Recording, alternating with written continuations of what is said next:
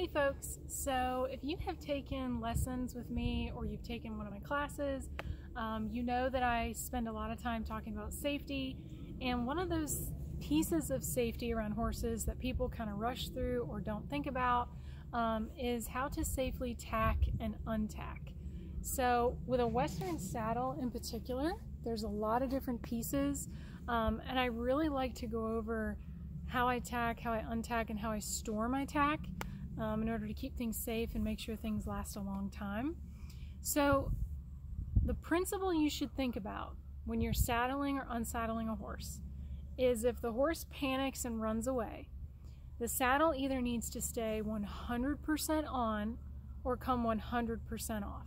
So when you think about a Western saddle, you know, you have a breast collar, a girth, and a flank strap. Well, the girth is what's actually holding that saddle on the horse. So ideally when I'm untacking, my girth needs to be the very last thing that I uncinch.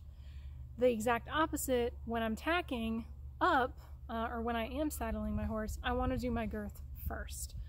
So if you've ever watched anyone in a colt starting, or just training horses for the first time with Western saddles, you always do the girth first. If you don't do the girth first and the horse leaves or gets spooked by something, the saddle could roll underneath them, which could cause a really big accident. The other thing I want to show you is how I store my tack. Leather has a memory. So if you've ever worn a pair of boots and then shoved it in the back of your closet, the next time you go to grab those boots, it's going to hold the shape of however you left them last. So if they fell over and they got all crinkled, that's how the leather's going to want to stay. Your saddle and your tack is the exact same way. So I'm a really big stickler about how things are put away. So first thing I'm going to do, I like to do my flank strap first because if my horse leaves, that's not going to hurt her. Then I do my breast collar, then I do my girth, okay? So I've got the flank. This breast collar has a strap that connects to the girth. Not all breast collars are that way, but this one is. And again, I do that first because if I undo this strap and it's still between her legs, that could cause a wreck if she decided to leave. Now to put up my breast collar, I don't just let it go. I will grab the bottom end of this, and I'll try to get this in the screen, but I'm going to clip it so that when I put it away, it's hanging the way it would if it was on the horse. So again, leather has memory. The other thing I'll do is I'll go ahead and rebuckle the other side of my breast collar. I'll pass it under her neck and hang it on the saddle horn so it's out of the way. And then I'm just going to hang it, and again, I'm making sure that the breast collar is not twisted when I do hang it. The last thing I do is my girth. Now, this time I just did like a quick roper cinch, so it's super quick to uncinch her. Just one buckle,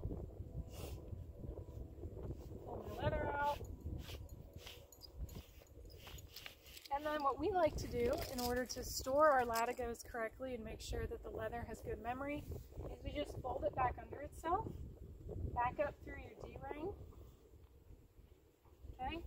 Then the next time you go to ride, you can just pull this straight out and it's exactly how it needs to be. Now I'm going to bring you with me, and now you'll see on this side we kind of have everything hanging down, okay? So what I'm going to do is I'm going to stack the flank on top of the girth. I'm going to flip it over and then hang it in this keeper on the saddle. So that's really important that when you do that flip and that twist, that the leather is correct. So I'm going to do that, and then I'm going to show you what that looks like. Okay, so I did the flip and twist, and what you can see here is that the flank is laying exactly as it would underneath her belly. And the girth, again, this is just a mohair girth, so it's super flexible, unlike your neoprene girths, which kind of hold their own shape. And then if I pull you away, you can see how everything is hanging up off the ground. So when I go to pull this saddle off, nothing's going to be dragging on the ground, prevents me from getting caught up in anything, and it prevents my horse from getting caught up in any tack. I also want my stuff to last, so I like to make sure that when I pull this saddle off, nothing, and then there goes my saddle hitting the ground. That nothing hits the ground, just like it did. So anyway, those are just some tips about how I keep things safe and high quality even though now it just ended up on the ground anyway. So, but again, because all this stuff is tied up the way it should be, Velvet's not going to step on it, and neither am I. So, thanks.